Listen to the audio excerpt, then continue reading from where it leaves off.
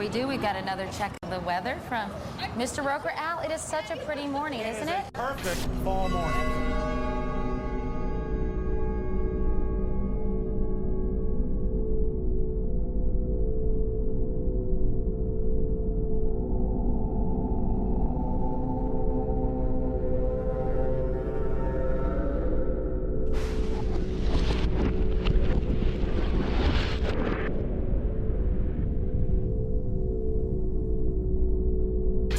This is an NBC News special report. Here is Tom Brokaw. September 11th, the year 2001, a day unlike any other in the long course of American history, a terrorist act of war against this country.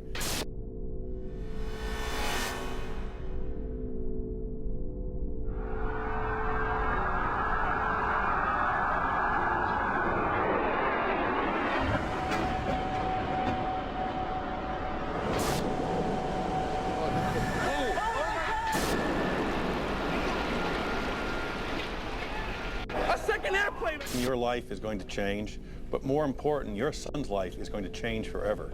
America will never be the same after September 11th, 2001. Oh my God! He's on almost everyone's list of the most likely suspects for today's attacks. The alleged mastermind, America's most wanted terrorist, Osama bin Laden. He has described the United States as the devil. This is the beast. Meanwhile, Osama bin Laden is a name that we have been hearing all day long.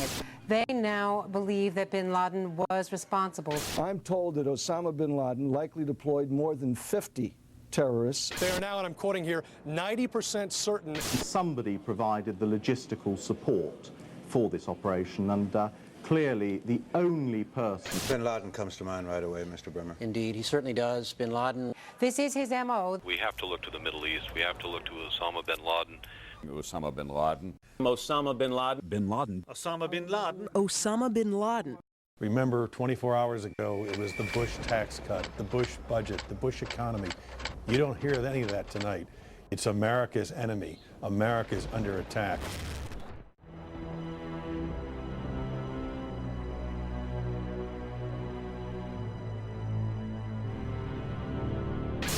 Within hours of the attacks on the Trade Center, there seemed to be one suspect, billionaire terrorist Osama bin Laden, and his band of ragtag extremists Al-Qaeda were to blame. They successfully struck the #1 military power in the world in an unprecedented fashion. America would never be the same. The Patriot Acts, Homeland Security, domestic wiretapping and surveillance, the loss of civil liberties, all in order to fight terror and protect us here at home. Is Osama bin Laden really responsible for the attacks of September 11th? If so, why can't we apprehend him?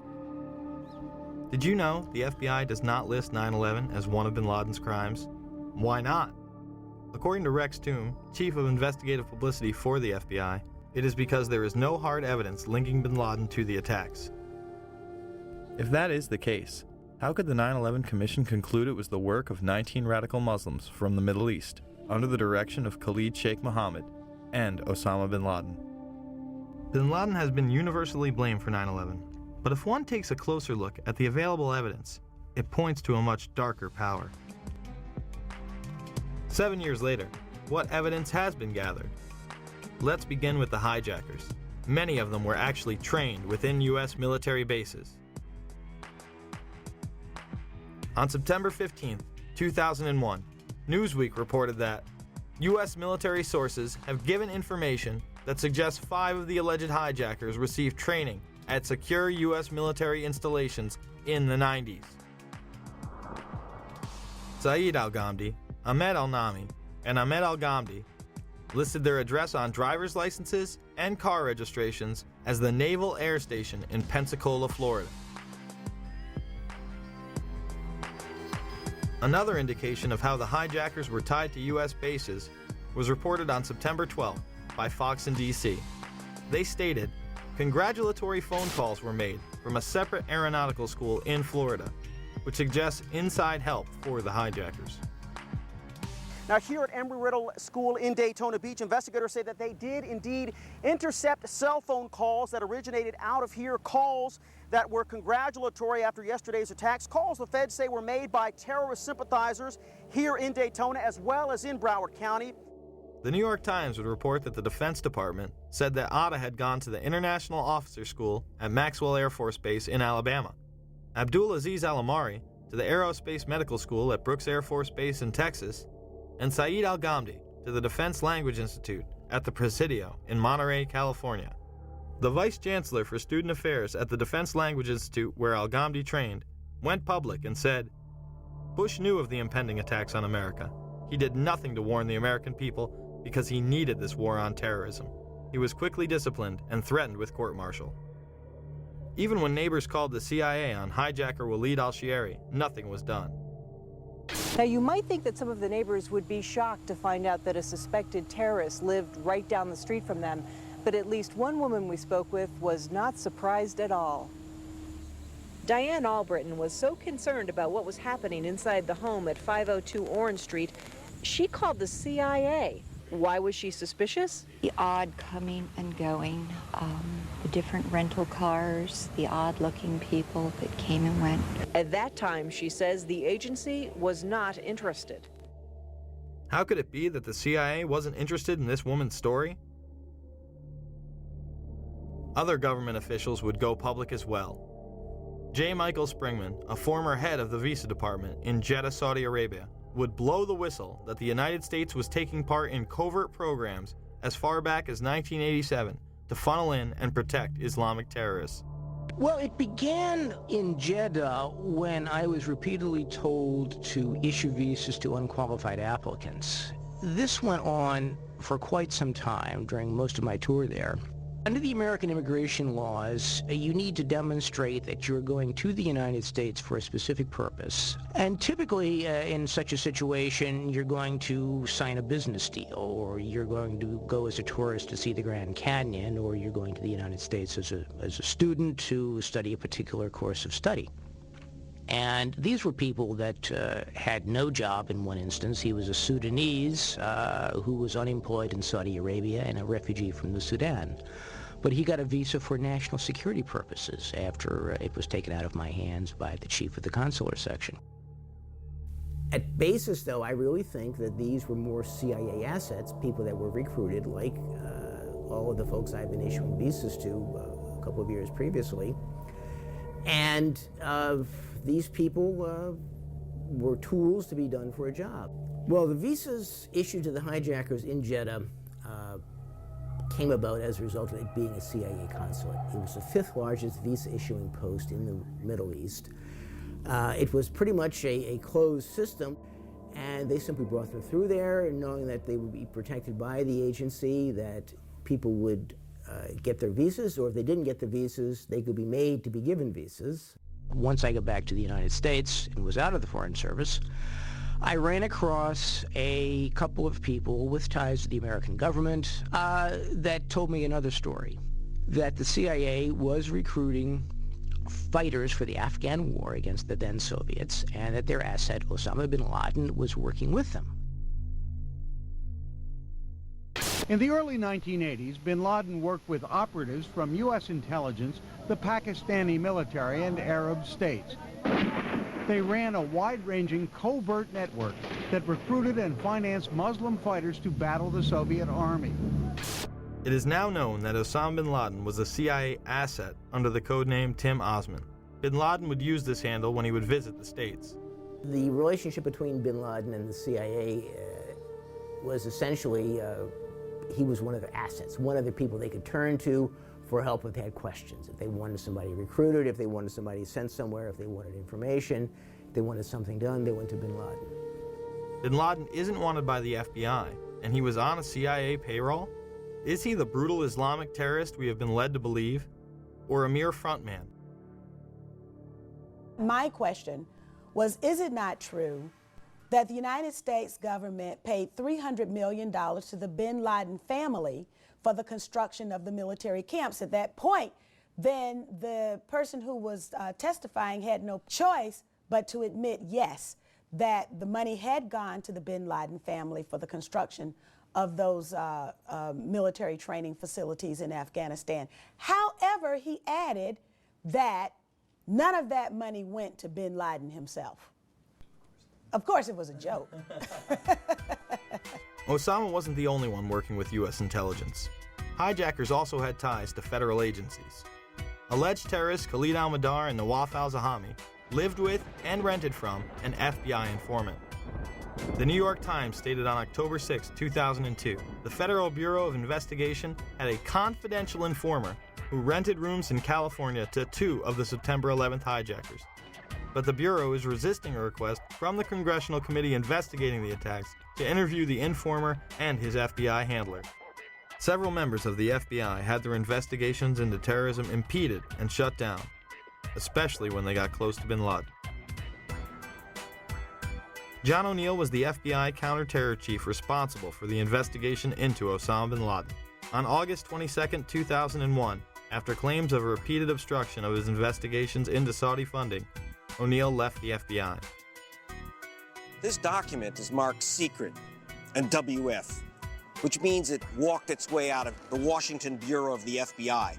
It indicates that before the attack of September 11th, agents had wanted to question 2 members of a very powerful family for their connections to a suspected terrorist organization, Omar and Abdullah bin Laden. But the agents weren't allowed to. O'Neill went on to take a new post as head of World Trade Center security. He would move into his office days before 9/11 and be killed during the attacks. Yeah. I have 4 children. I've lost friends at John, my friend from the FBI was killed. John O'Neill? I lost John people O'Neill, too. We lost a lot of family members. What did John O'Neill do before he worked in the World Trade Center? John was in Head of the the FBI. FBI. He was tracking down fucking Osama. He was tracking down Osama. Because the government didn't listen to him. The government didn't listen to him. The FBI, hold on, we want to call a car to car? The FBI fucked up. They knew about the flight training. Yes. That was a fuck up for having these people in our country. We all agree on something. And the important thing is you have to understand, I feel what you feel. I've lost friends there. I feel what you feel. That was our World Trade Center. That was our people that fucking died that day. At a time when bin Laden was the most wanted man in the world, why would intelligence agencies stop their own investigations, especially as they were closing in on him? Robert Wright and others within the FBI also had their investigations into terrorism stopped prior to 9/11. Since August of 1999, I've been working to legally expose the very real and foreseeable Middle Eastern terrorist threats to American citizens at home and abroad. From 1993 to 1999, I was assigned to the Chicago Division's Counterterrorism Task Force. The successful investigation, which was codenamed Vulgar Betrayal, V-U-L-G-A-R, Betrayal, led to the June 1998 seizure of $1.4 million of Middle Eastern terrorist funding. These funds were linked directly to Saudi businessman Yassin Qadi. On October 12, 2001, Yassin Qadi was designated by the United States government as a financial supporter of Osama bin Laden. Larry Klayman of Judicial Watch initially tried to help get Wright's story to the proper authorities. He wanted to come forward long before 9/11. We were taking those steps beginning last summer to do that. The FBI had 30 days to allow that to occur. They violated their own regulations. They covered it up. If you didn't hear me, I went specifically. I called the Attorney General's office just days after 9/11. I said, Dave Shippers and I represent a special agent of the FBI Chicago field office who has years of information about how the FBI did not do its job, did not in any way investigate in a meaningful way money laundering in the United States. You're now claiming you want to do this. I'd like to make them available to you, Attorney General Ashcroft. And I was met with a response by Michael Chertoff, head of the criminal division. We're tired of conspiracy theories. Michael Chertoff will later become the head of Homeland Security, the department set up to fight the war on terror after 9/11. Wright was also restricted from telling any specifics about their investigation. Robert Wright was then prevented from working on terror investigations. So what happened to Wright? He was demoted in and around the time period leading up to 9/11. He's working on innocuous, meaningless things. That's what he's doing. Yes. he's a paper pusher, is because these monies were going through some very powerful U.S. banks with some very powerful interests in the United States. These banks knew or had reason to know that these monies were laundered by terrorists, and there are very significant potential conflicts of interest in both the Clinton and Bush administration, and in particular this Bush administration, who is as tight with Saudi Arabia as you can get. The president's father used to stay with the bin Laden family when he would go to Saudi Arabia. Former President Bush spent the night in D.C. at the White House on September 10th. We've also learned at NBC that there was a President Bush in the White House during the morning of these events. His father, former President Bush, was actually at the White House the morning of the attack. The next day, elite financiers of the Carlyle Group would meet. This global private equity investment firm would profiteer enormously from the wars in the Middle East. At the table were both Bush Sr. and Osama's brother, Shafiq bin Laden. The Bush and bin Laden families had been members since the 90s and would reap the benefits of terrorism coming to America. After 9/11, the company would become public.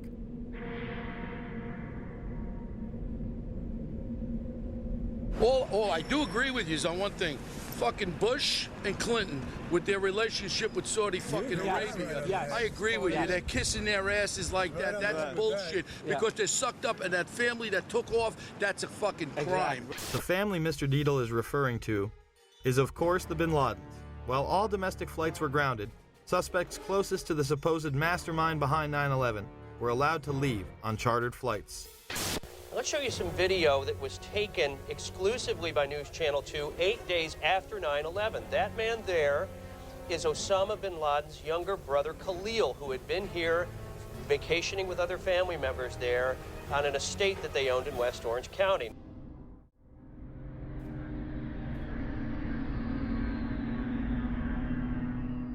Now I guess we can safely say that there were people within the FBI and other agencies who actively protected and aided the alleged terrorists. With all the resources available to U.S. intelligence, you would think that someone within would have detected something. Well, one did. The Black Operation Program Able Danger identified the hijackers prior to 9/11, but the FBI wasn't interested. Lieutenant Colonel Anthony Schaefer, an intelligence officer inside Able Danger, tried to blow the whistle several times. Was the commission that investigated the 9/11 attacks told that lead hijacker Mohammed Atta had been identified and as al-Qaeda operative more than a year before terrorists struck? I'm told confidently by the person who did move the material over that the 9/11 Commission received 2 briefcase-size containers of documents. I can tell you for a fact that would not be 1/20th of the information that Able Danger consisted of during the time we spent. Schaefer would also meet with Philip Zelikow, the executive director of the 9/11 Commission. What did Schaefer tell Zelikow? And I'm quoting how I remember saying it. We found, as part of the data run, we found 2 of the 3 cells which conducted the 9/11 attacks, to include Atta. Schaefer says his unit linked Atta to al-Qaeda leaders, but would not provide any specifics. As to what he did with the information he had, we attempted to, first off, use it operationally. The lawyer said you can't do that. They're considered U.S. persons. Therefore, at that point in time, we made the determination as a team that we should move this information to the FBI. But he says beginning in September 2000, 3 meetings he set up with the FBI were each canceled by military lawyers. Despite all of this, the 9/11 Commission would deny it any significance and not include it in the report. Leaving a project targeting al-Qaeda as a global threat a year before we're attacked by al-Qaeda is equivalent to having an investigation of Pearl Harbor and leaving somehow out the Japanese. Schaefer and his team tried to stop the hijackers prior to 9/11, but were blocked. Later, the military would begin a smear campaign against them in order to discredit their findings.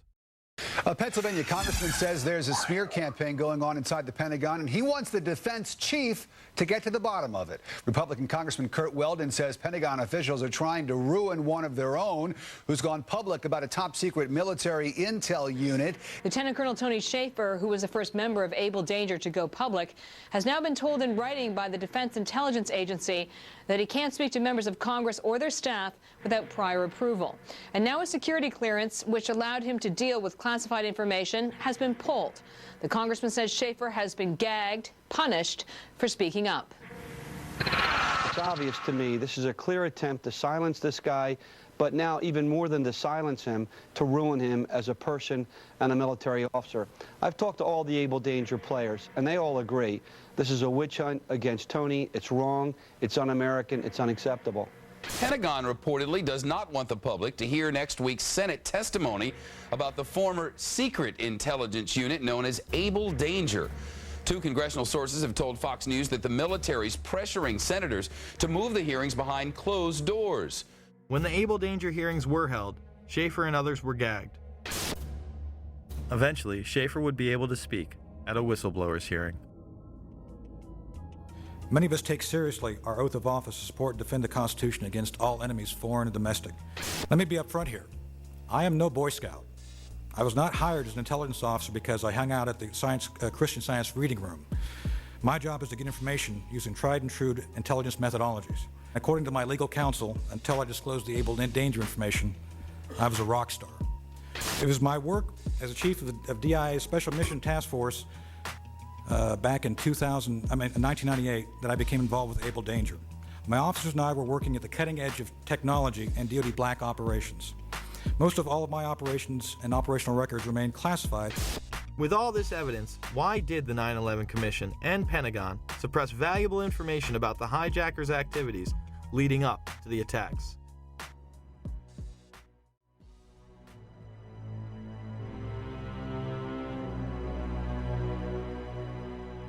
It was widely reported that men had been celebrating the attack after recording the first plane strike.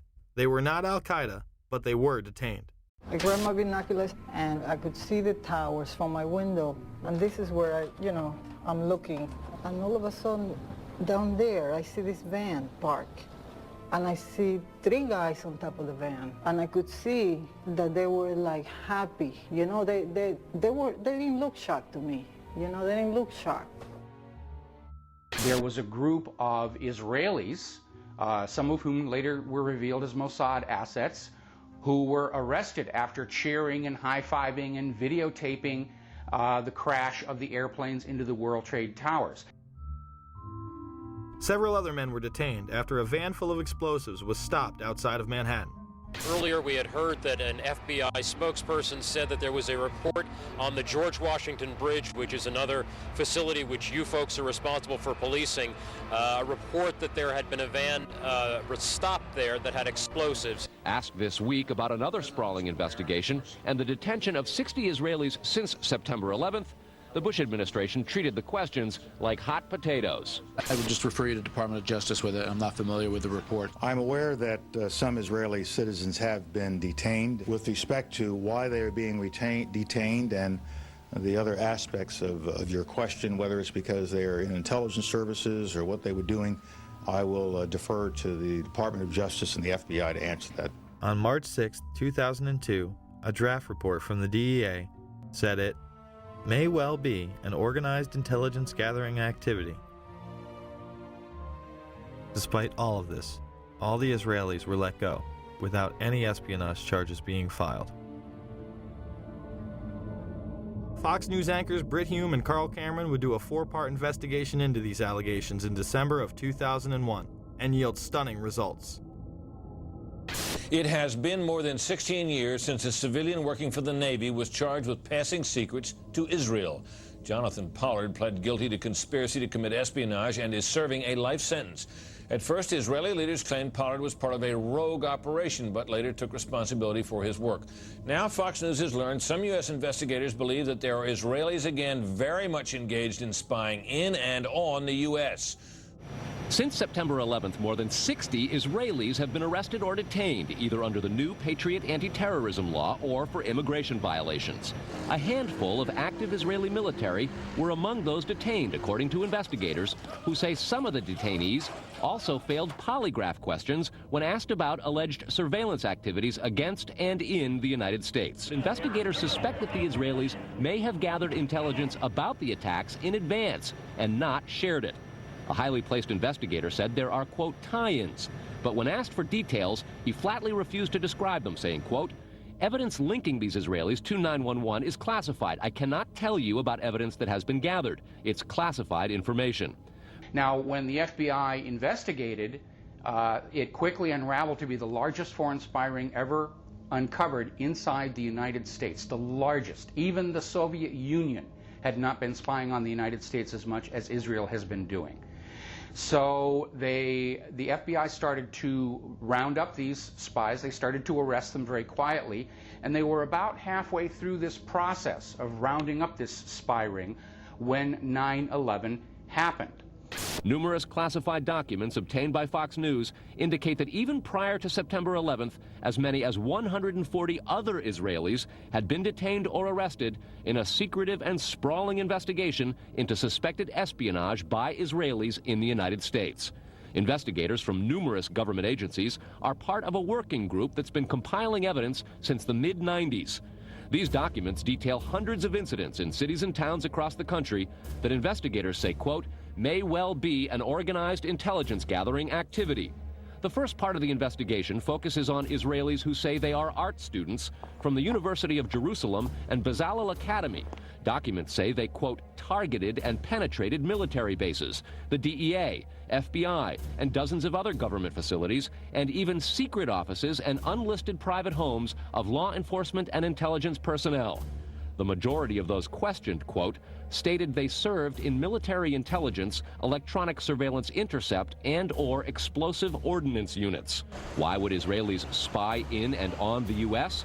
A General Accounting Office investigation referred to Israel as Country A and said, quote, according to a U.S. intelligence agency, the government of Country A conducts the most aggressive espionage operation against the U.S. of any U.S. ally.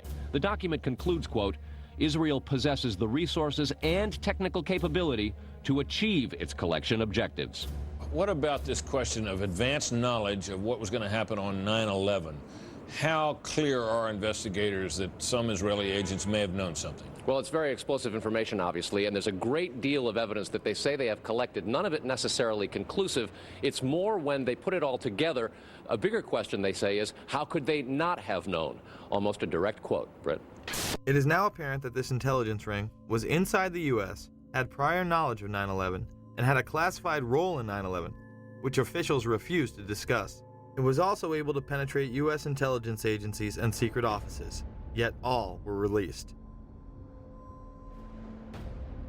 The men who were detained due to the report they were taping the first plane crash and then celebrating and joking about it actually went on television and admitted it was their job to record the attack.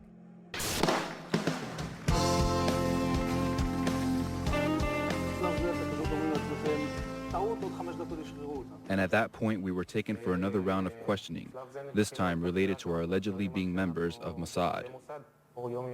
The fact of the matter is, we are coming from a country that experiences terror daily. Our purpose was to document the event. How could they have known about the attack? And who sent them to document it? The evidence points to a large intelligence network inside the United States that had teams on the ground, such as the ones recording the attack, and electronic surveillance teams gathering information. Another team who was involved that day detonated explosives on the ground. We have both suspects under K. We have the suspect who drove in the van, the van exploded. Yeah, I just want to make sure you and your guys are all right over there, K, that's all. You know, we have both Trans driven that exploded. What location? King Street between 6 and 7. Shooting is on the scene on King 6 or 7. What unit are you? How would these teams obtain their information? The investigation on our side basically tracked back to two companies. The first one was called Amdocs. This is an Israeli-owned company which does the billing for 90% of the telephone companies inside the United States. Fox News has learned that some American terrorism investigators fear certain suspects in the September 11th attacks may have managed to stay ahead of them by knowing who and when investigators are calling on the telephone. How? By obtaining and analyzing data that's generated every time someone in the U.S. makes a phone call. One sitting in city, please. Here's how the system works. Most directory assistance calls and virtually all call records and billing in the U.S. are done for the phone companies by Amdocs Limited, an Israeli-based private telecommunications company. Amdocs has contracts with the 25 biggest phone companies in America and more worldwide. It is virtually impossible to make a call on normal phones without generating an Amdocs record of it. In recent years, the FBI and other government agencies have investigated Amdocs more than once. Sources tell Fox News that in 1999, the super-secret National Security Agency, headquartered in northern Maryland, issued what's called a top-secret, sensitive, compartmentalized information report, TSSCI, warning that records of calls in the United States were getting into foreign hands, in Israel in particular. Fox News has learned that the NSA has held numerous classified conferences to warn the FBI and CIA how Amdocs records could be used. So if you know the name of a police officer, or even if you know the name just of an informant, you can follow that network of who is talking to who and basically determine that whole association of names and contacts that represent that unit of operation. Fox News has documents of a 1997 drug trafficking case in Los Angeles in which telephone information, the types that Amdocs collects, was used to, quote, completely compromise the communications of the FBI, the Secret Service, the DEA, and the LAPD. Amdocs would not be the only company with ties to the Israeli government. Israel was also gathering information from a separate business, Comverse Infosys, who was also listening in. This company, inside the United States, installs and maintains the phone tapping equipment that law enforcement and the government use to eavesdrop on your phone calls. The company is Comverse Infosys, a subsidiary of an Israeli-run private telecommunications firm with offices throughout the U.S. It provides wiretapping equipment for law enforcement. Here's how wiretapping works in the U.S. Every time you make a call, it passes through the nation's elaborate network of switchers and routers run by the phone companies. Custom computers and software made by companies like Comverse are tied into that network to intercept, record, and store the wiretapped calls, and at the same time transmit them to investigators. We know we just had this FISA bill go through that granted immunity to the telecom companies. It was Comverse Infosystem that was setting up all these special rooms and all the switching centers where the law enforcement or the government or whoever could simply push a button and listen to your phone call. Gone are the days of the little alligator clips and wires needed to eavesdrop on a phone call. They can sit in a room anywhere in America, touch a few buttons, and listen to your phone call. But the complaint about this system is that the wiretap computer programs made by Comverse have in effect a back door through which wiretaps themselves can be intercepted by unauthorized parties. Adding to the suspicions is the fact that in Israel, Comverse works closely with the Israeli government and under special programs gets reimbursed for up to 50% of its research and development costs by the Israeli Ministry of Industry and Trade. But investigators within the DEA, INS, and FBI have all told Fox News that to pursue or even suggest Israeli spying through Comverse is considered career suicide. And sources say that while various FBI inquiries into Comverse have been conducted over the years, they've been halted before the actual equipment has ever been thoroughly tested for leaks. More to the point, agents within the U.S. government have been told point blank that to even suggest Israeli spying or an Israel link to 9/11 is career suicide. It's been described as the third rail of American politics. If you touch it, you die. You never get to come back again. It's all over. It's the black pit where you can never go. But there is a bitter turf war internally at FBI. It is the FBI's office in Quantico, Virginia that has jurisdiction over awarding contracts and buying intercept equipment. And for years, they've thrown much of the business to Comverse. A handful of former U.S. law enforcement officials involved in awarding Comverse government contracts over the years now work for the company.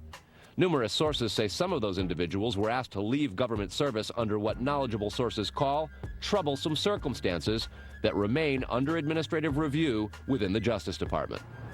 And what troubles investigators most, particularly in New York in the counterterrorism investigation of the World Trade Center attack, is that on a number of cases, suspects that they had sought to wiretap and surveil immediately changed their telecommunications processes. They started acting much differently as soon as those supposedly secret wiretaps went into place. Somehow, suspected terrorists who were being surveilled by these very Israelis were able to change their behavior to elude the FBI.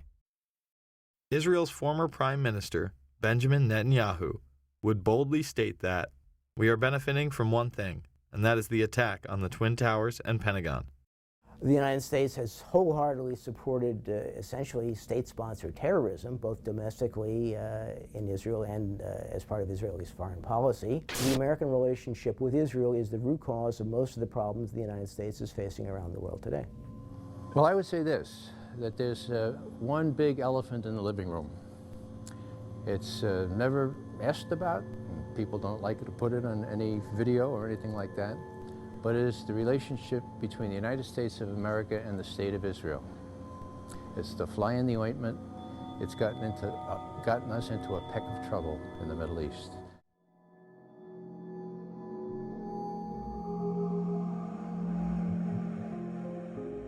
Confirmation of these allegations against Israel would finally come in January of 2008, when the Times Online would tell FBI whistleblower Sibel Edmonds' story. This Turkish translator for the FBI found an international spy ring that included Israel, Turkey, and Pakistan working with household names within the United States. She was gagged and to this day has been unable to tell her entire account. Edmonds stated that one high-level official was aiding foreign operatives against U.S. interests by passing them highly classified information, not only from the State Department, but also from the Pentagon, in exchange for money, position, and political objectives. The article stated that the Turks and Israelis had planted moles in military and academic institutions which handled nuclear technology. The Pakistani operation was led by General Mahmoud Ahmed, then the ISI chief. Intelligence analysts say that the members of the ISI were close to al-Qaeda before and after 9/11. Ahmed was accused of sanctioning a $100,000 wire payment to Mohammed Atta, one of the 9/11 hijackers, immediately before the attacks. Oddly enough, General Ahmed would be in Washington, D.C., meeting with George Tenet, the current director of the CIA, and others, in the weeks before the attacks. In fact, on the morning of 9/11 itself, he would be having breakfast with Senator Bob Graham and Porter Goss. These two men would co-chair the initial congressional investigation, and Goss would later become the head of the CIA. I was trying to make the point that Ahmed didn't hide the fact, when we met with him in Pakistan and when he was in Washington, that he was close to the Taliban, that was his job, to be close to the Taliban. Graham would go on PBS and have this to say.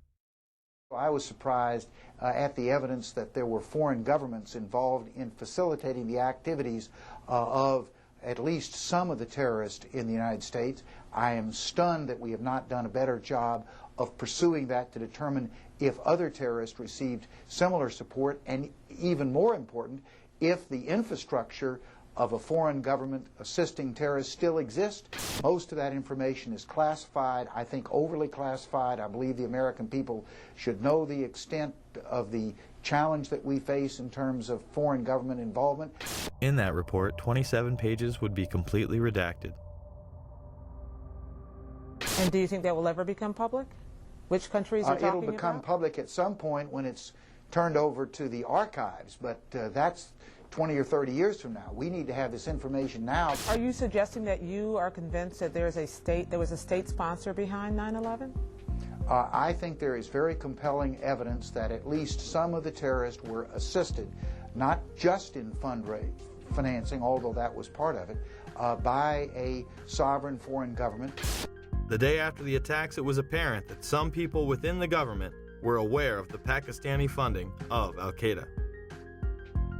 Secretary Powell, one country you didn't mention was Pakistan, and I understand that your deputy has spoken with the ambassador to Pakistan. Deputy Secretary Armitage did meet with Pakistani officials today. It would be useful to point out to the Pakistani leadership at every level how helpful they might be if we find a basis to act upon that information. Senator Joe Biden, who had also met with the head of the Pakistani ISI, would have harsh words on the Senate floor. And the word should go out to those who pretend that they wish to be our friends, that they're going to have to make some very difficult choices. Pakistan in particular is going to have to make a very difficult choice very soon. Words will not be sufficient. Actions will be demanded. When Biden was confronted, he confirmed his meeting with Ahmed, saying Pakistani intelligence was indeed funding the Taliban. Sir, one question. In the days following 9/11, you met with the head of Pakistani ISI, General Muhammad Ahmed. It has since come to light that he ordered Shahid Sheikh to wire $100,000 to Muhammad Atta. Why was he allowed to go back to Pakistan, and why wasn't he questioned, and why were you meeting with him? I met with him to deliver a message that if he didn't stop supporting the Taliban, we would take him out. Why did we let him go? We let him fly freely. We never investigated him. We never even looked into him. Look, there's a thing called diplomatic passports. We did not arrest Khrushchev when he came. But he financed the hijackers, and you let him go, and he's free. He hijacked the hijackers. No one knew he financed the hijackers. It's wired. It's reported. He would later state that the information was indeed classified. How did you know the ISI was helping the Taliban, sir? How did you know they were helping them? It is classified? Pakistan was set up as the silent funding arm of the hijackers. They were used as a launching base for the occupation of Afghanistan. To review, we have just learned that many of the hijackers had ties to U.S. military installations, the FBI, and the CIA. That both Israel and Pakistan have classified roles in 9/11 to this day, and the man who co-chaired the initial investigation into 9/11 stated this information would be classified for at least 20 to 30 years. Virtually none of this information was in the 9/11 Commission report. Instead, you are expected to believe that Osama bin Laden carried out the attacks alone. Yet 2 wars and 7 years later, he's still on the loose. The bipartisan commission was full of insiders who whitewashed the events of that day to the point it was comical. 5 years after the horrors of 9/11, there's a new way to look at those unforgettable images. Through color, caricature, and captions, comic book veterans Ernie Colon and Sid Jacobson have brought to life the 9/11 Commission Report. It took a year and a half to distill 600 pages down to less than 150. When you hear about the idea of the 9/11 Commission Report as essentially a comic book, your first reaction is, what are you, crazy? It's accurate. I mean, the graphic version is accurate. That's what happened. Thomas Keane was the co-chair of the commission with Lee Hamilton. They would write a book together called Without Precedent. In it, he would claim that NORAD and the Pentagon did not tell the truth, and that indictments were considered. If the report itself wasn't accurate, how could the comic book be? Thomas Keane is now traveling the country in order to instruct teachers on how to teach 9/11 to their young, impressionable minds. The 9/11 Commission was such a cover-up that Max Cleland, an appointed member, went off on Wolf Blitzer. A deal announced yesterday between the White House and the commission investigating the September 11th attacks is proving to be rather controversial. Under the agreement, only certain members of the commission will be allowed to review classified documents from the White House, and their notes will be subject to administration review. Today, some relatives of people who were killed in the attacks criticized the agreement, and our next guest, who's a member of the commission, claimed the deal is disgusting. Former Georgia Senator Max Cleland, a Democrat, joins me here. Well, you've used the word deal 3 times. I don't think the 9/11 Commission ought to be making deals with our own government under the responsibility we have from the Congress and our responsibility to the American people to get all the facts, and let all the commissioners look at those facts. Now, we've had to subpoena the FAA for those documents. We've had to subpoena NORAD for those documents. I'm in favor of subpoenaing the White House for the documents we need so that all the commissioners can get to see all the documents that we need. That's the only way we can face the American people and the families and say we have done a thorough investigation independently of the White House and the entire executive branch. The president has said only a minority of the commission can see a minority of the documents, and then they have to clear what they're going to say to the rest of the commission with the White House. If you're one of those 4 that gets to see these documents, would that change your opinion? No. They don't want any more eyeballs to see their documents than they can possibly get away with. It's a scam. It's absolutely disgusting. Cleland would later resign. Well, they have something to cover up, and the 9/11 Commission, of course, was a master cover-up. We know that. The question is what it was covering up. I don't believe the reports on September 11th put out by the 9/11 Commission or by Congress. I've seen one put out by the 9/11 Commission, and it was basically hundreds of pages of nothing. It was very generic. It was very indirect, indistinct, devoid of facts, devoid of hard positions. It was things like mistakes were made. We need to improve human intelligence. This is nothing. I mean, it's like, yes, I stand for truth, justice, and the American way, but it was vapid. It was a waste of time and money, but gives the impression that, oh yes, the government is doing something, the government is studying the issue. Well, what makes me really disappointed, and that's an understatement, is that Congress's role is oversight. And Congress, even today, you'll see members of Congress saying, well, we haven't implemented everything that the 9/11 Commission recommended. And the 9/11 commissioners have said that the administration obstructed them, lied to them. The staff statements were described by various commissioners to be an indictment of the FBI in particular, but also an indictment of the CIA. I don't think the chairman and I have ever characterized the staff statements as an indictment. It's possible others have done that. We have not. And Tom and I have heard repeated praises from people in your business, in the media business, thanking us for the quality of those statements. I would second that, and by the way, I never, ever would correct the vice chairman, but I'm afraid I did characterize one of those statements as an indictment. So how can you start with a document that you know is false and take that to the American people as a document by which Congress's accomplishments should be measured? Dennis Kucinich would present 35 articles of impeachment against the Bush administration in June of 2008. He would stand before the House for almost 3 hours before reading the last few articles, which were regarding 9/11. He alleged that the administration had not acted on specific warnings prior to 9/11, that they had attempted to cover this information up, and they had tried to stop any commission from being organized in regards to investigating the attack. Article 33.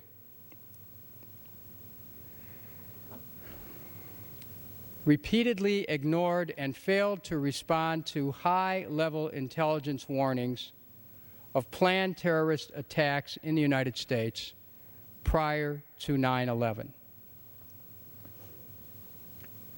In his conduct while President of the United States, George W. Bush, in violation of his constitutional oath to faithfully execute the office of President of the United States, and to the best of his ability, preserve, protect, and defend the Constitution of the United States, and in violation of his constitutional duty under Article 2, Section 3 of the Constitution, to take care that the laws be faithfully executed, has both personally and acting through his agents and subordinates, together with the Vice President, failed in his constitutional duties to take proper steps to protect the nation prior to September 11th, 2001. So the congressional report was redacted, and the 9/11 Commission is a cover-up. Yet our supposed leaders continue to propagate fear of the boogeyman and his disciples. I do believe that Al-Qaeda has now made it part of their global effort to destroy everything we stand for and we believe in.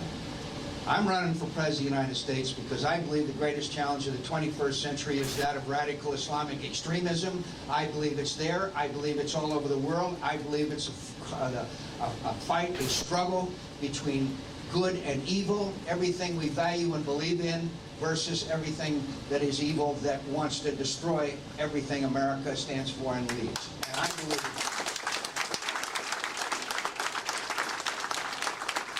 it was an Osama bin Laden job with 19 people from Saudi Arabia.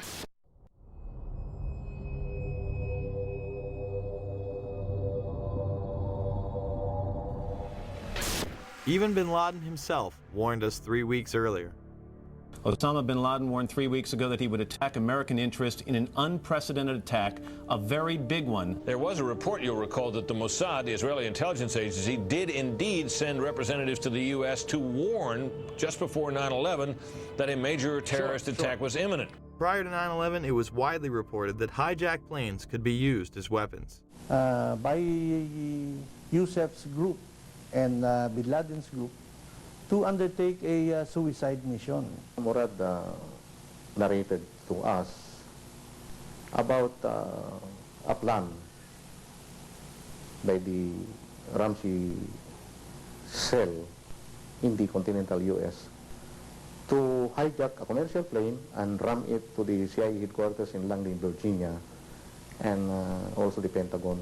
And they found more evidence, pointing to other targets, evidence the Philippine government says it passed on to the U.S. The targets they listed were CIA headquarters, Pentagon, Transamerica, Sears, and the World Trade Center. President Bush even received the Phoenix memo, stating bin Laden was determined to strike in the U.S. in August, right before the attacks. The president was aware that bin Laden, of course, as previous administrations has been well known, that bin Laden was determined to strike the United States. In fact, the label on the president's, the PDB, was bin Laden determined to strike the United States. On August 6, 2001, President Bush was presented a President's Daily Brief article titled, "Bin Laden Determined to Strike in U.S." The lead sentence of that President's Daily Brief indicated that bin Laden and his followers wanted to follow the example of World Trade Center bomber Ramzi Yousef and bring the fighting to America. The article cited a more sensational threat, reporting that bin Laden wanted to hijack a U.S. aircraft. The President's Daily Brief item included information from the FBI indicating patterns of suspicious activity in this country, consistent with preparations for hijackings. The president broke his silence today about the revelations earlier this week that he had been briefed before September 11th about a possible al-Qaeda hijacking plot. The comments took place in the White House South Lawn setting where the press could not ask questions. While he was honoring the Air Force football team, his comments diverted to what has become topic A in Washington. You know what's interesting about Washington? It's a town, unfortunately, it's the kind of place where second guessing has become second nature. What I want to say to my Democratic friends in the Congress is that they need to be very cautious not to seek political advantage by making incendiary suggestions, as were made by some today, that the White House had advance information that would have prevented the tragic attacks of 9/11. Clark confirms that in June, July, and August 2001, the Central Intelligence Agency warned the president in daily briefings of unprecedented indications that a major al-Qaeda attack was going to happen against the United States. It was so well known that the United States had done several drills with this exact scenario prior to 9/11. We're going to take a closer look tonight at another example of where, despite the conventional wisdom, there were people in the United States who actually were preparing to defend against the kind of attacks which occurred here on 9/11. The North American Aerospace Defense Command, NORAD for short, has been defending the skies over the U.S. and Canada for almost 50 years, 46 to be precise. USA Today reports that in the 2 years before the attacks on September the 11th, NORAD conducted exercises using hijacked airliners as weapons. And one target was the World Trade Center. Here's ABC's Brian Ross. President Bush has said again and again that no one could have imagined what Osama bin Laden ordered for September 11th. We knew he hated us, but there was Nobody in our government, at least, and I don't think the prior government that could envision flying airplanes into buildings on such a massive scale. But that turns out not to be true. U.S. military planners did envision and practice those very scenarios. As reported by USA Today, the North American Aerospace Defense Command, NORAD, conducted exercises with fighter jets, simulating hijacked planes flown into the World Trade Center in the 2 years before the attacks. Pentagon planners also envisioned the attack on the Pentagon 5 months before it happened. One of these drills was run on June 1st and 2nd of 2001. Amalgam Virgo was an exercise where multiple attack scenarios would be occurring simultaneously, including attacks from cruise missiles, unmanned aerial vehicles, and hijacked aircraft. The scenario also envisioned a hijacker taking control of a commercial aircraft and slamming it into the nation's capital. The exercises would constantly be monitored by military satellites and planes. Osama bin Laden was the poster boy for this plot, appearing on the cover. Isn't it a fact, sir, that prior to September 11, 2001, NORAD had already in the works plans to simulate in an exercise a simultaneous hijacking of 2 planes in the United States? Colonel Scott, do you have any data on that? I'm not aware of that, sir. I was not present at the time. That was Operation Amalgam Virgo. Yes, sir. So what did happen on 9/11? The truth is, there was a lot more going on that day than we are being told. There were several war games and exercises being run simultaneously, involving multiple government agencies. John Fulton and a team from the CIA would be conducting a drill at 8:45 a.m.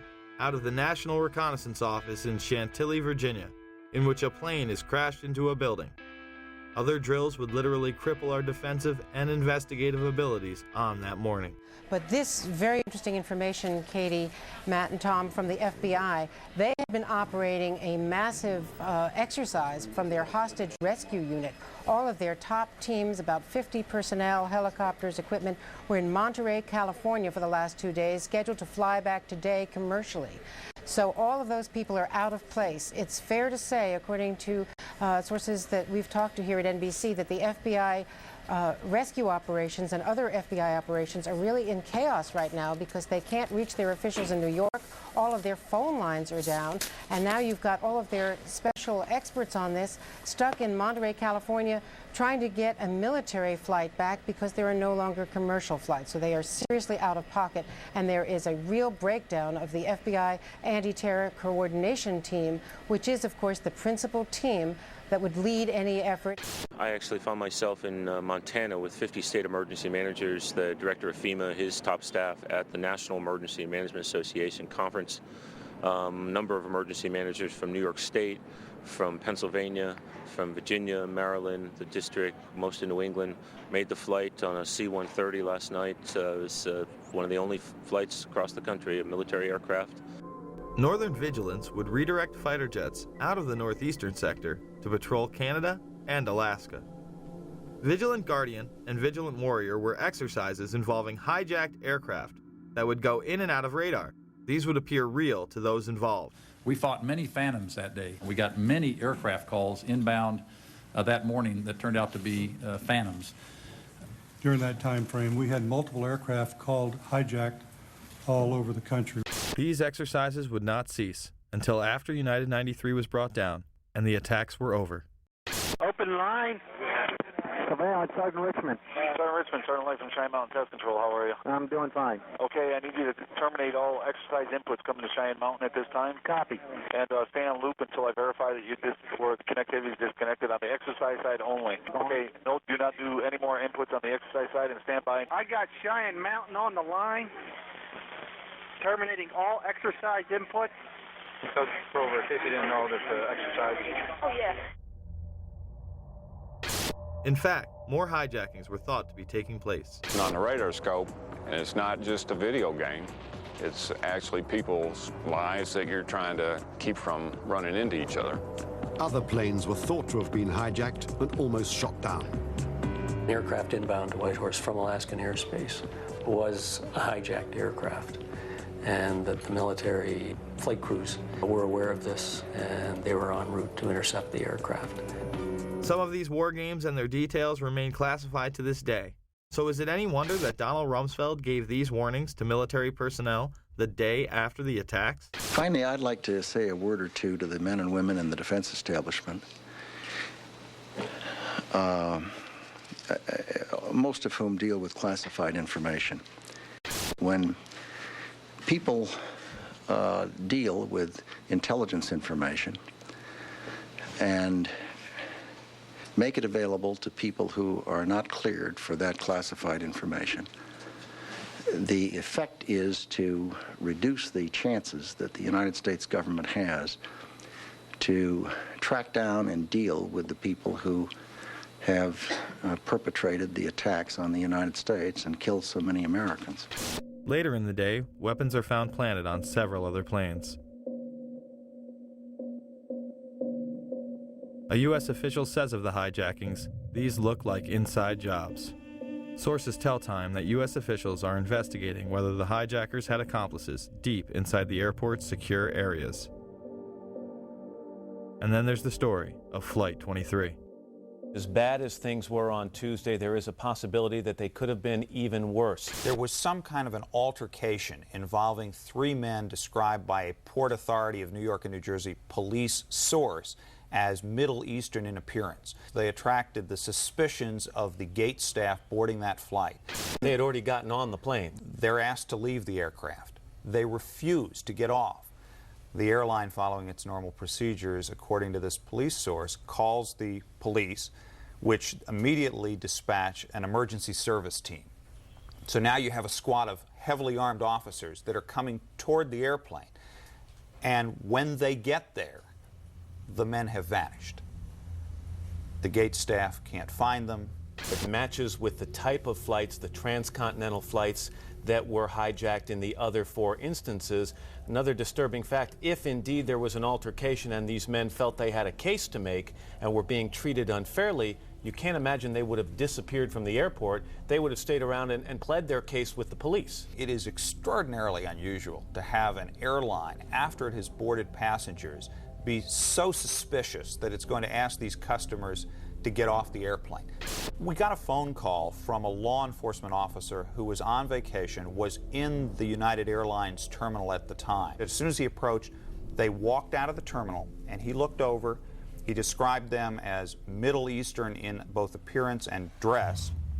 Not sure what that means, but that was his description. He said when they left the terminal through the glass doors, he saw them meet a 3rd man, and they then left.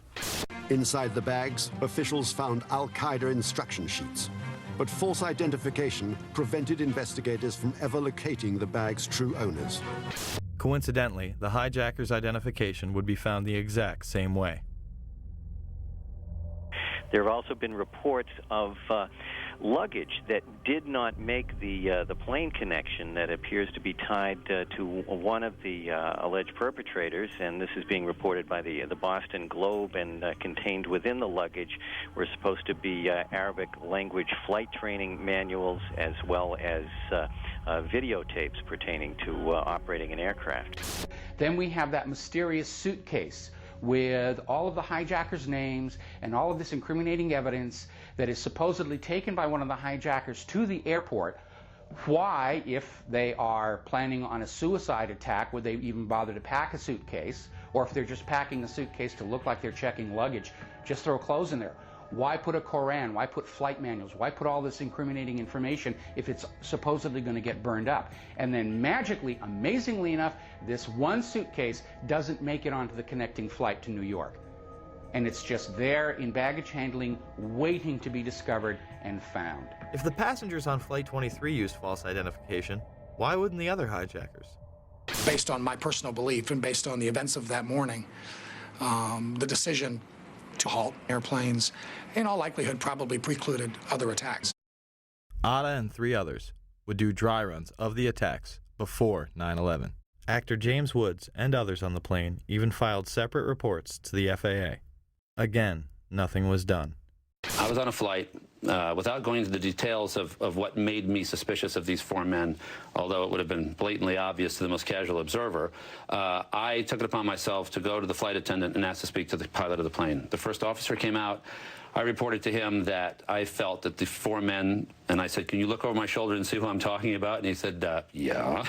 I said, I think they're going to hijack this plane. I mean, everything they're doing, and I explained to him these details, which I've been asked to keep private until whatever jurisdiction, whatever trials may take place.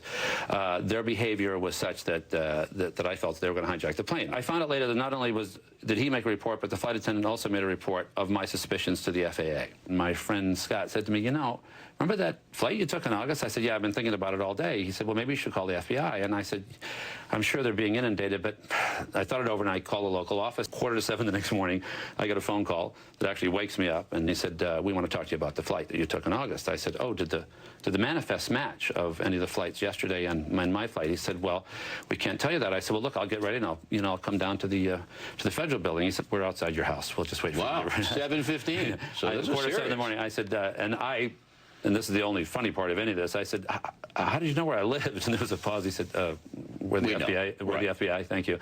So they came in, and I said, look, I'm dying to know, were these the guys? And he said, well, we've had 36,000 tips in one day, and there's 2 of us, and we're going to be at your house all this morning, so you can do the math, but we can't tell you, So since then, I have identified for sure 2 of them as 2 of the terrorists. Who actually were not on Flight 11, but one was on Flight 175 and one was on Flight 77.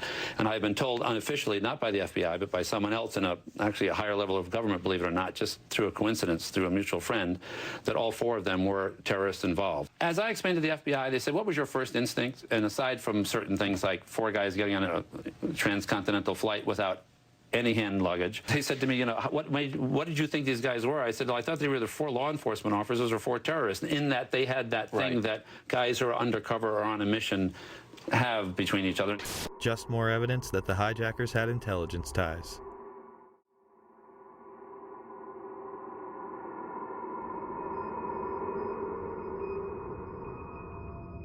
There were almost certainly other targets. Maryland's governor, on the morning of 9/11, stated that his police department had received threats prior to the attacks, not only against the targets that had been hit, but others. That came in today? Pardon? You mentioned threats on Maryland facilities. Are these threats that came in today? Yes. The head of our state police, Dave Mitchell, received a list of 11 sites across the country that were targets. Supposedly this list had been distributed prior to the explosions. Several of those sites were ones that were under attack. Another target on that morning was Air Force One. Although it is never discussed, the perpetrators of the attack somehow got top-secret codes that morning. Brian, what is the credible evidence that Air Force One could have been a target? These planes were some distance from Air Force One, after all. The excuse was that, quote, we do not discuss, we do not discuss intelligence information. Air Force One has been said to be a target in the past during President Clinton's trip to Bosnia during his first term, where they stopped in Aviano and switched out into 3 transport planes. Similarly, they were escorted by fighter jets, as they have in the past, while it is not routine. The White House insisting that the evidence was, and thus the zigzag flight path from Florida to Louisiana. The Air Force is insisting that the evidence is provable and credible that the aircraft and the White House were targets. Ari Fleischer, the White House press secretary, would be pressed on this issue. Florida. If you have a threat to Air Force One, it seems as though you're raising an additional threat that perhaps we don't know about. I'm sorry? Raising an additional threat? Involving one of those planes, one of those 4 planes, Ari, is that where the credible threat, or can you say, are we talking about something totally different? You're asking me, in essence, what the source of information is. And I think the American people... Go ahead. We accounted for those 4 planes and what their targets were. Is there, which by deduction, you would assume there is something else that we're talking about targeting Air Force One. There Make was. that assumption? I'm not going to lead you any further as to speculating about what was the nature of the threat to Air Force One. But as I indicated, and I'll say it again, it was real, it was credible. Planes that we have accounted for. I'm just not going to speculate about the nature of it. On September 20th, 2001, WorldNet Daily would report much more regarding the threat. The terrorist message threatening Air Force One was transmitted in that day's top-secret White House code words. As the clock ticked away, the Secret Service reached a frightening conclusion. The terrorists had obtained the White House code and a whole set of top-secret signals. This made it possible for a hostile force to pinpoint the exact position of Air Force One, its destination, and its classified procedures. In fact, the hijackers were picking up and deciphering the presidential plane's incoming and outgoing transmissions. In the week after the attacks in New York and Washington, more hair-raising facts emerged. The terrorists had also obtained the code groups of the National Security Agency and were able to penetrate the NSA's state-of-the-art electronic surveillance system. They seemed to have at their disposal an electronic capability that was more sophisticated than the NSA. They also believe that the terrorists are in possession of all or part of the codes used by the Drug Enforcement Agency, the National Reconnaissance Office, Air Force Intelligence, Army Intelligence, Naval Intelligence, Marine Corps Intelligence, and the intelligence offices of the State Department and Department of Energy. Since no single individual has access to every top-level code at any given time, a single mole would not answer the case. It would have to be a large, widely spread number. U.S. experts do not believe bin Laden was capable of infiltrating double agents into the heart of the U.S. administration on a large scale.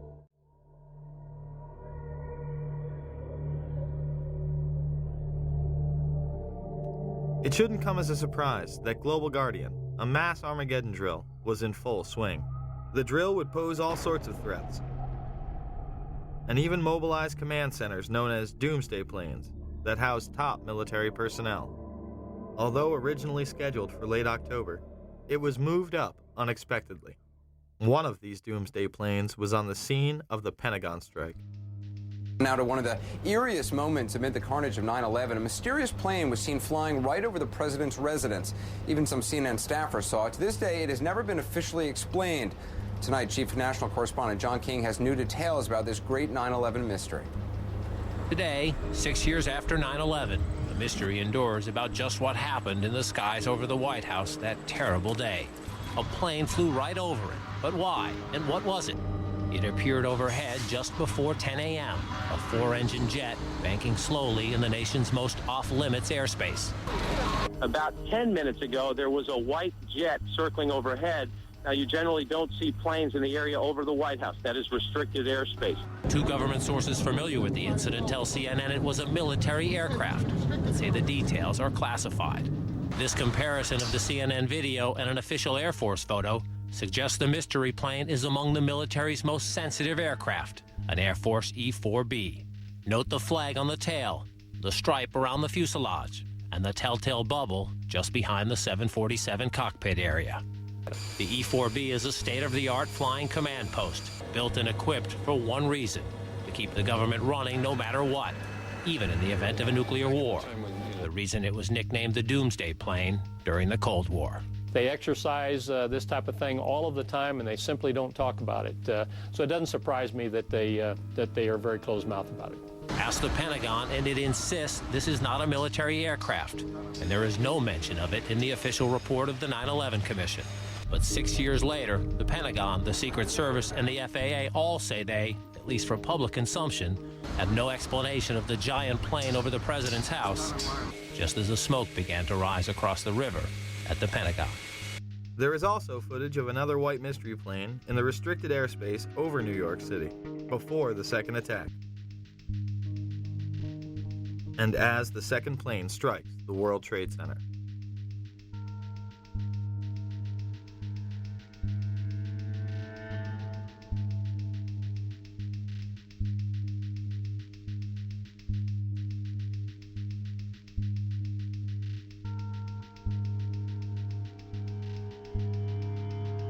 There were 5 E-4Bs in the air on 9/11.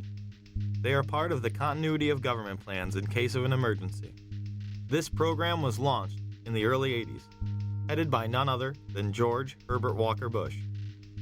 Was being made to consolidate continuity of government programs across several major departments of the government under one office, which turned out later to be called the National Program Office.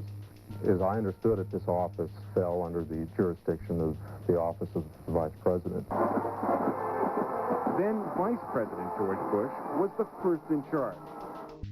On 9/11, this program was put into effect. This next one happens a lot these days. It seems like a story that is both reassuring and scary at the same time. This morning we learned that the Vice President wasn't the only one sent to an undisclosed location on September 11th, that an entire backup government was and is still there and may be there for as long as anyone now at least can imagine. Traveling in Iowa, the president for the first time discussed a secret ongoing operation designed to keep the federal government running if Washington is paralyzed by a terrorist strike. I still take the threats that we receive from al-Qaeda killers and terrorists very seriously. The operation was first reported by the Washington Post and confirmed to CNN by several administration officials. The shadow or bunker government involves roughly 100 senior staffers from every cabinet department and major government agency. Operates primarily out of 2 secret bunkers in the eastern United States, and is charged with running the executive branch if communication with Washington is severed. The secret plan took shape in the minutes and hours after the September 11th strikes, as Mr. Bush took a cautious route back to Washington. And now, nearly 6 months later, administration officials are scrambling to get more telephone lines and high-tech computers into these secret bunkers. And at least one member of the Bush cabinet is being kept out of Washington at all times, under heavy security, just in case this so-called shadow government is activated and needs a leader. Despite it being on television and in numerous papers, most people continue to deny that a shadow government even exists. Now, what if I told you that Dick Cheney was the reported head of this group on the day of 9/11? President Bush cracked jokes about it at a prime rib dinner. The vice president has been moving among secret locations to provide continuity of government. A year ago, Dick was running the country, Bush said. Today, he lives out of a little suitcase. Cheney has been part of the succession program since its inception. To reduce the possibility of decapitation, the National Program Office was directed to create a new program to assure the continuity of government. It was known as the Presidential Successor Support System, or PSQ.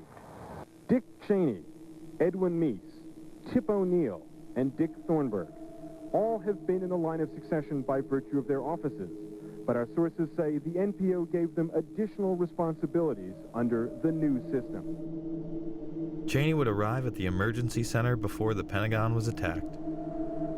Shortly after 9:30 a.m., the president's national security team is in the Situation Room, a secure communications center in the basement of the West Wing. Vice President Dick Cheney is there, along with National Security Advisor Condoleezza Rice. I arrived at the PIOC at about 9:20 a.m. I was made aware of it during the time that the airplane coming in to the Pentagon, there was a young man who would come in and say to the vice president, the plane is 50 miles out, the plane is 30 miles out. And when it got down to the plane is 10 miles out, the young man also said to the vice president, do the orders still stand? And the vice president turned and whipped his neck around and said, of course the orders still stand. Have you heard anything to the contrary? The flight that came into the Pentagon. Yeah. When you arrived at 9:20, how much longer was it before you overheard the conversation between the young man and the vice president saying, does the order still stand?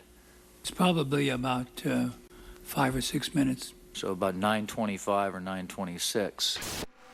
The 9/11 Commission would cover this up by saying Cheney did not arrive in the emergency operating center until more than 15 minutes after the Pentagon strike. Many of the same people involved in the shadow government benefited the most from the war on terror.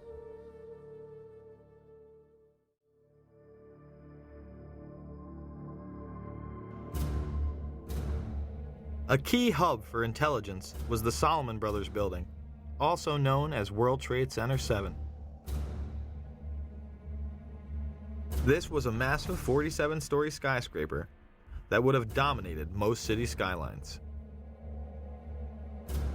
At 5:20 in the afternoon, it would collapse into its own footprint. It also happened to be New York City's #1 spook house and operational center. It housed the Department of Defense, the Internal Revenue Services, the Security and Exchange Commission, the largest Secret Service office in the world, the largest CIA office outside of Virginia, and New York's Office of Emergency Management, or OEM. Beyond the haunting presence of those still missing in the rubble, Ground Zero is filled with guns, drugs, and secrets. Number 7 World Trade Center was also the New York office of the Central Intelligence Agency. The CIA ordered the building surrounded by FBI agents shortly after it collapsed. Since then, they have been searching for computers and a safe filled with classified documents. Government agents watch the construction workers through binoculars as they search. The OEM was where local government would rally in the case of an emergency, such as a terrorist attack or natural disaster. The command center on the 23rd floor is bulletproof and bomb-resistant, with its own air supply and generators. It's linked to city airports, the Coast Guard, and the Pentagon. Computers will soon have detailed blueprints of every major building in New York City. Surprisingly, it would be deserted when city officials Barry Jennings and Michael Hess arrived. When the Office of Emergency Management did an activation, they always included our locale. I received the call shortly after the first plane hit. I got there, I had to be inside on the 23rd floor when the second plane hit. Upon arriving into the OEM EOC, we noticed that everybody was gone. I saw coffee that was on the desk. Still, the smoke was still coming off the coffee. I saw half-eaten sandwiches. And only me, Mr. Hess, was up there. After I called several individuals, one individual told me that to leave and leave right away. Both would go on network television on 9/11 and make the claim they experienced explosions inside the building as they tried to evacuate. I'll give you a live picture down Church Street. Fire crews now walking back toward the scene. We have seen them all morning trying to walk away, because what happens is every time a little piece of the building comes down, a huge black cloud comes at us, making it almost impossible to breathe or see anything in front of them. But now, at least for the past couple of minutes, it has been clear from this space back on Chambers in that area. So now they're walking back toward the World Trade Center. And as we keep letting you hear the personal stories, the survivor stories of exactly what happened inside the World Trade Center when that first plane went in, and of course the collapses since then, we're going to bring more of those to you now. Barry Jennings, you were on the 8th floor. You work for the City Housing Department. Explain to me the moment of impact. Well, me and Mr. Hess, the Corporation Counsel, were on the 23rd floor. I told him we got to get out of here. We started walking down the stairs. We made it to the 8th floor. Big explosion. Blew us back into the 8th floor. And I turned to Hess. I said, this is it. We're dead. We're not going to make it out of here. I took a fire extinguisher and I bust the window out. That's when this gentleman here heard my cries for help. This gentleman right here, and he kept saying, stand by, somebody's coming to get you. They couldn't get to us for an hour because they couldn't find us. You thought that was it? I thought we're dead. I thought that was it. We have Frank Uciardo back on the phone with us, Brenda, with some New York City officials. Frank, go ahead. That's right. I'm standing here right now just off Broadway by City Hall with Michael Hess, who is the city's Corporation Counsel. Mr. Hess, you were trapped in, I believe, 7 World Trade Center. Go ahead, sir. Yes, I was. I was up in the Emergency Management Center on the 23rd floor, and when all the power went out in the building, another gentleman and I walked down to the 8th floor where there was an explosion, and we've been trapped on the 8th floor with smoke, thick smoke all around us for about an hour and a half. But the New York Fire Department, as terrific as they are, just came and got us out. When I made it to the 6th floor, and there was an explosion, the explosion was beneath me. Keep in mind now, it's pitch black in there. All the lights went out. So when the explosion happened, it blew us back. I'm thinking I'm standing on the landing. I'm actually holding on to a pole above us. Really? And I had to climb back up because Hess is yelling, what do we do now? I said, there's only one thing we can do, and it's go back up. Both buildings were still standing. Keep in mind, I told you the fire department came and ran. They came twice. Why? Because building Tower 1 fell, then Tower 2 fell. And then when they came back with all concern now, like, to get me the hell out of there. I was trapped in there for several hours. I was trapped in there when both buildings came down. All this time, I'm hearing all type of explosions. All this time, I'm hearing explosions. When they finally got to us, and they took us down to what they called the lobby, because I asked them, I said, when we got down there, I said, where are we? He said, this was the lobby. And I said, you gotta be kidding me. It was total ruins. Total ruins. Now keep in mind, when I came in there, the lobby had nice escalators. It was a huge lobby. And for me to see what I saw, it was unbelievable. And the firefighter that took us down kept saying, do not look down. And I kept saying why. He said, do not look down. And we were stepping over people. And you know you can feel when you're stepping over people. This building would fall into its own footprint at 5:20 in the afternoon at nearly free-fall speed. Almost 7 years later, there has still been no official reason given, but some have given the false impression that damage caused by the collapse of the Twin Towers brought 7 down. Despite the fact that no other surrounding buildings acted in this manner.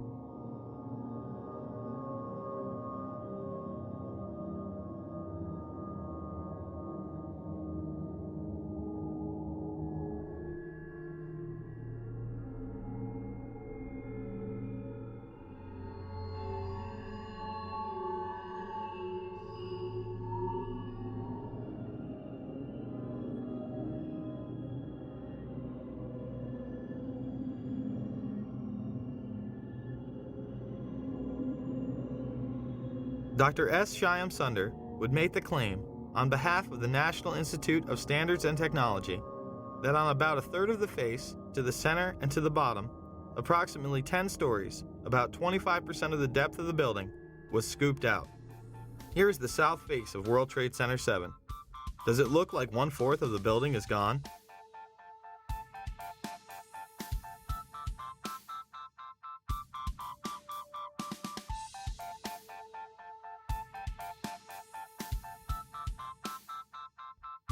Perhaps we should take a look inside.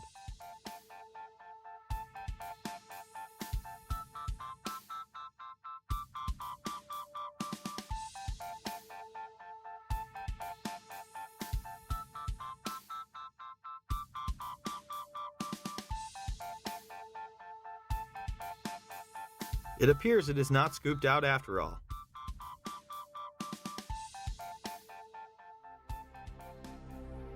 Members of the media were reporting that the building had collapsed due to structural damage and fire, more than 20 minutes prior to it going down. Now, more on the latest building collapse in New York. You might have heard a few moments ago, I was talking about the Salomon Brothers building collapsing.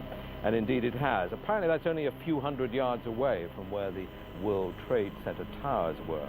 And it seems that this was not a result of a new attack.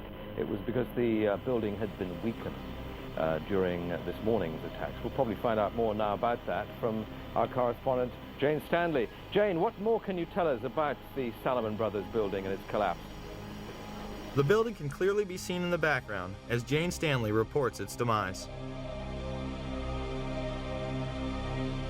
Jane, I think many of us, when we heard the news, perhaps on the radio earlier today, were... The feed would be cut before the building collapsed. And just couldn't comprehend it. I mean, it almost sounded too far-fetched. I was wondering what it felt like for you being in Manhattan. Well, unfortunately, I think we've lost the line with Jane Stanley. They called me down. I think it was part of the 9/11 Commission. They asked me the same questions that you guys are asking me. And at that point, they said, okay, thank you.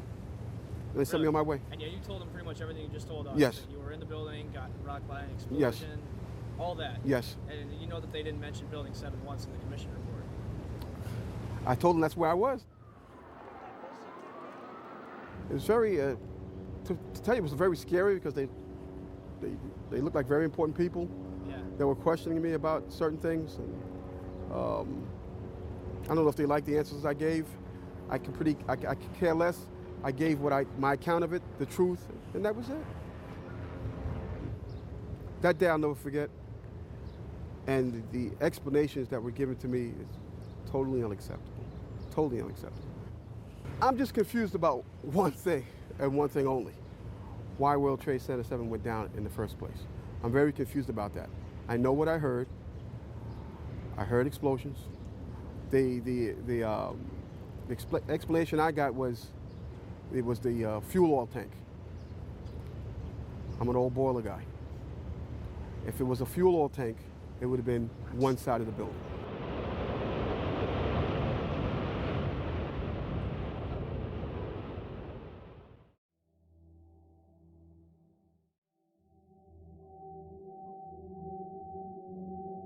After 9/11, a climate of fear was created in order to shut down any opposition to the Bush administration's new agenda.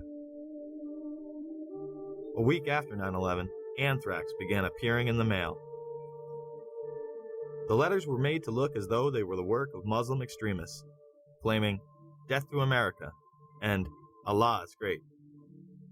Now, if you remember, these anthrax letters, they were written to appear to be from semi-literate Muslims, very crude handwriting, all of this, all of that. They really do look more like movie prop letters than real letters. The targets were government buildings, media outlets such as CBS, NBC, the New York Post, and politicians such as Senator Daschle and Leahy, two members of the opposition party. When the FBI tested the anthrax, it was highly refined and weaponized. Colin Powell would go on CNN and deny these allegations. I think we've had a lot of stories over the past 4 or 5 days. First, it was weaponized anthrax, then it was highly refined, and then when it was analyzed, it was discovered it was none of the above. The anthrax used in the attacks was identical to that of the Ames strain, which led the investigation to Fort Detrick. An analysis of the anthrax that was sent to Senator Daschle's office shows that this anthrax has a sophistication that leads people to know that it can only be produced by a PhD microbiologist, and it would have to have been done in a small, well-equipped microbiology lab. This appears to be the so-called Ames strain. That was a strain of anthrax that was first isolated almost 50 years ago at a U.S. Department of Agriculture diagnostic lab in Ames, Iowa. What's uncommon about this is that it has been engineered in such a way to be, as they say, readily aerosolized. That means, in effect, that what somebody has done is taken the anthrax spores, added to them some kind of a chemical to get in the way of a normal electrostatic process that causes the spores to clump together. Chemicals been added to declump them, in effect. That makes them very fine. They are able then to be dispersed very readily into the air. The Washington Post would report, genetic fingerprinting studies indicate that the anthrax spores mailed to Capitol Hill are identical to stocks of the deadly bacteria maintained by the U.S. Army since 1980. Those labs can trace back their samples to a single military source, the U.S. Army Medical Research Institute of Infectious Diseases at Fort Detrick, Maryland. It's been made quite clear that Al-Qaeda wasn't behind this. It is a specialized biological weapon only produced by our military in one facility. High-level FBI and CIA officials said none of the 60 to 80 daily threat reports from intelligence sources contain evidence linking the anthrax attacks to Osama bin Laden's terrorist network. This did not stop the mainstream press from trying to blame Al-Qaeda. As investigators race to find answers to the recent wave of anthrax terror, we'll look at what investigators are targeting now.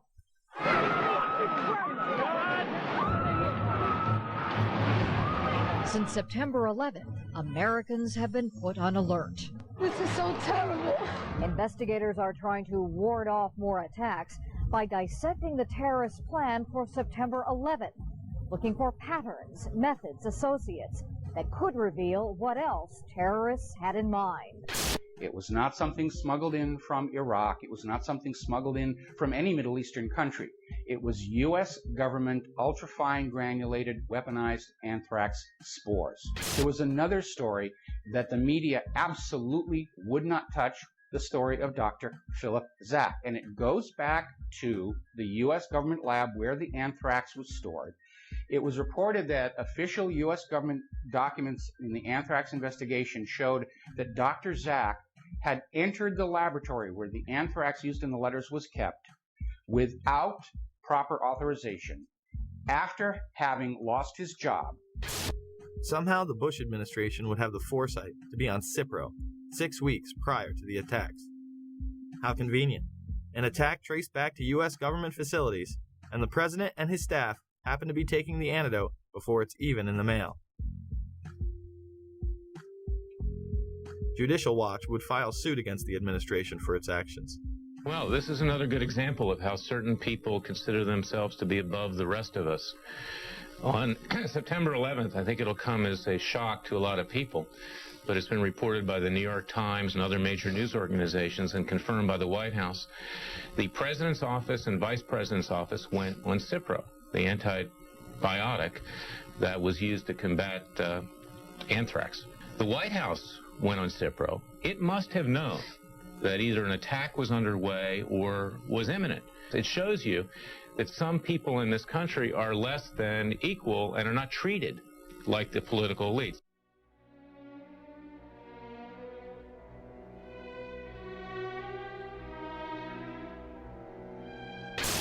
9/11 was an international intelligence operation that included role players within our own government, as well as in the governments of Pakistan, Saudi Arabia, and Israel. Each played a compartmentalized role in order to create a climate of fear and confusion.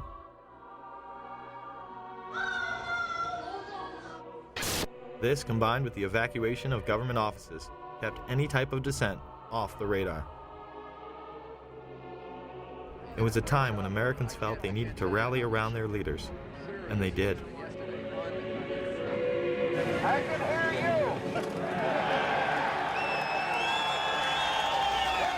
And the people who knocked these buildings down will hear all of us soon.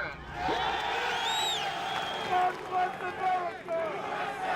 USA! USA! USA! The power structure used that unity to pass nightmarish legislation, beginning with the Patriot Act, which was written before 9/11.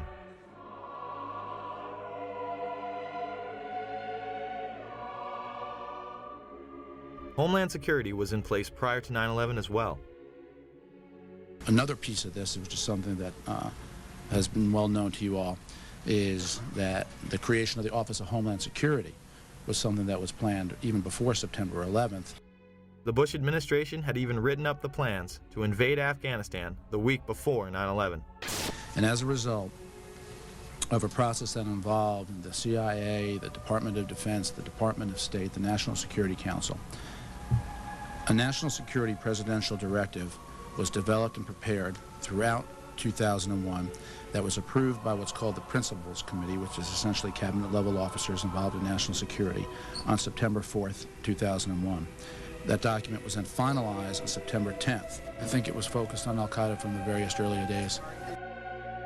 We fight a fabled enemy, the likes of which that can never be defeated.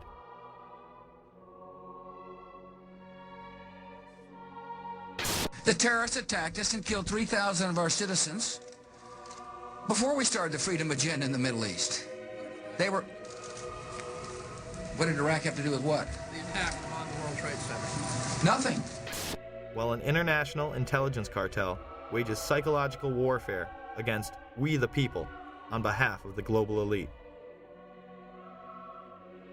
And remember, this is a government that over the years has proven that it can be trusted with these powers. You'd hope, as you mentioned before, that people don't complain about these extra inconveniences because they are simply being put into effect to protect all of us.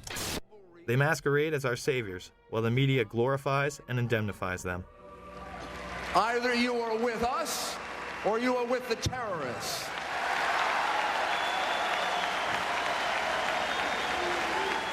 Don't let anyone tell you otherwise.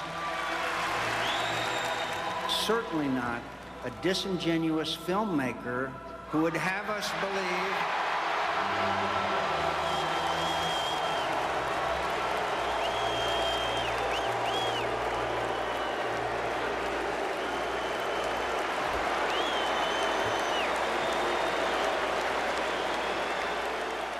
The time has come not for a revolution, but a restoration of our Constitution, our Bill of Rights, but most of all, our morality as a people. The question is, will we be able to put our consumerist obsessions aside long enough to make a difference? Can we put down the remote control and hold these tyrants accountable? It's up to us. No more excuses. Thank you.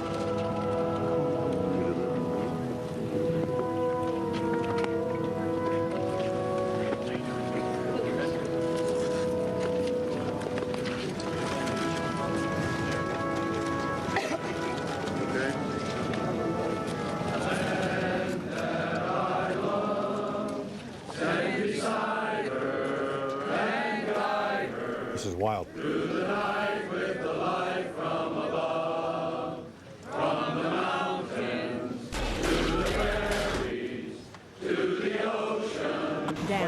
Can't be throwing no pictures. Okay, it's NBC News. You understand? It's NBC News. I don't care who it is.